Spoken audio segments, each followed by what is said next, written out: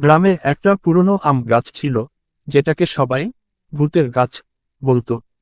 তার পাশে গ্রামের স্কুলটি ছিল। গুজব ছড়িয়েছিল, রাতে কেউ গাছের কাছে গেলে হারিয়ে যায়। ডট গ্রামের স্কুলটা সেই গাছের পাশে ছিল, তাই সন্ধ্যার পর কেউ স্কুলেও যেত না। একদিন সাহসী ছাত্র রাজু ঠিক করলো সত্যি কি আছে সেটা জানবে। সে তার বন্ধু মিনা আর ছোট ভাই শিবুকে নিয়ে পরিকল্পনা করল।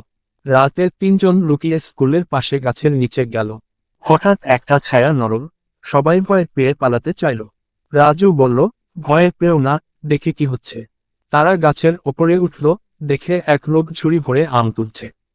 রাজু চিৎকার করে লোকটাকে ধরে ফেলল। সে ছিল গ্রামের এক চোর, যে ভূতের ভয় দেখিয়ে গাছ থেকে আম চুরি করত। পরদিন স্কুলে সবাই রাজুকে বাহবা দিল। গ্রামপ্রধান বললেন, ভয় নয়, সত্যি জানো, তাহলেই সমাধান আসবে। সেই আম গাছে এখন সবাই খেলে, আম তোলে। স্কুলের পাশের জায়গাটা আবার প্রাণে ভরে উঠল। রাজু, মিনা আর